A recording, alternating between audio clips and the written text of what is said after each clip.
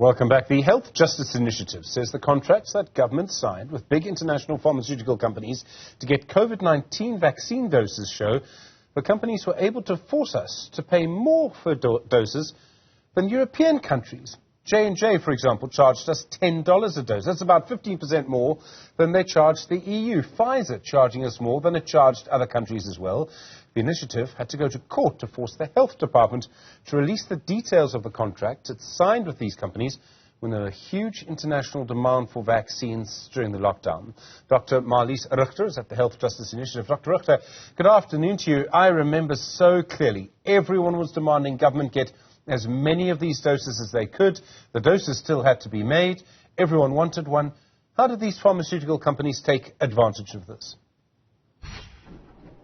Stephen, when you say that, I think we all think back to those dreadful lockdown days and the anxiety about COVID and how absolutely desperate we were for vaccines. And I think that desperation absolutely created a power imbalance in terms of the negotiations that happened between governments and pharmaceutical companies.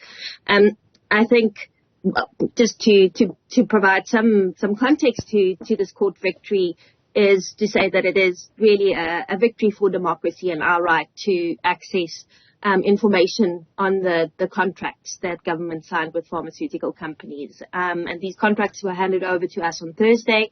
And our analysis shows, as you've noted, the bullying that took place, the excessive pricing by pharmaceutical companies, and the really unreasonable terms that the South African government had to accept around upfront payments, uncertainty about how many doses would be delivered, by when, and what, in some instances, the price would be for some of these vaccines. So the risks had to be absorbed by government, as well as huge prices that were paid by you and me, the taxpayer.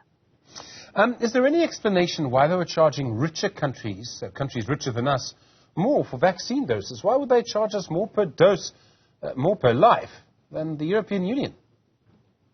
That's a good question.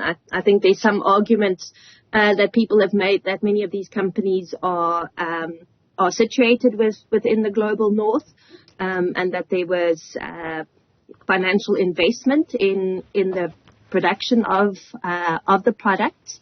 And those arguments often ignore the contribution that the global south has made to the development of vaccines. Many thousands of research participants were included in clinical trials, many here in South Africa, who contributed to the science and the knowledge through public institutions like universities, also using taxpayer money for the infrastructure. So the argument that the countries in the global north where the pharmaceutical companies are situated should be discounted is not an argument that I accept. They also forced us to pay up front.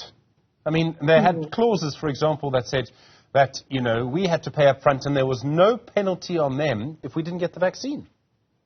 Absolutely.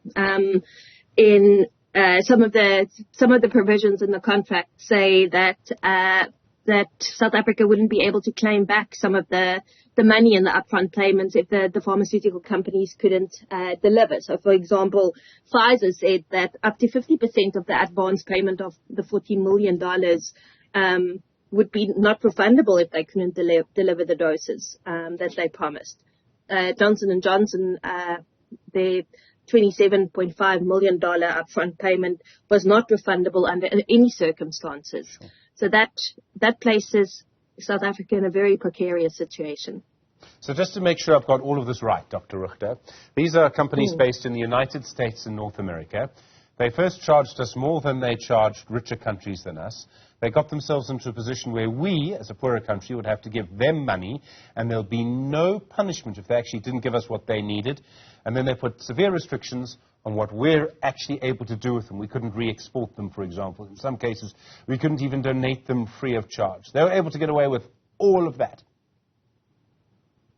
I think these provisions are pretty astounding, and I would encourage your viewers and listeners to study the contracts and to see what what type of terms and conditions were included that would make people's eyes, I think, gigantic eyes and I think big shock. I think what's important is also to recognize the immense profits that some of these pharmaceutical companies make. Pfizer doubled their profits in 2021 to $22 billion. And in 2022, their revenue was more than the total health expenditure of 100 countries. So the profit that they make is completely unethical.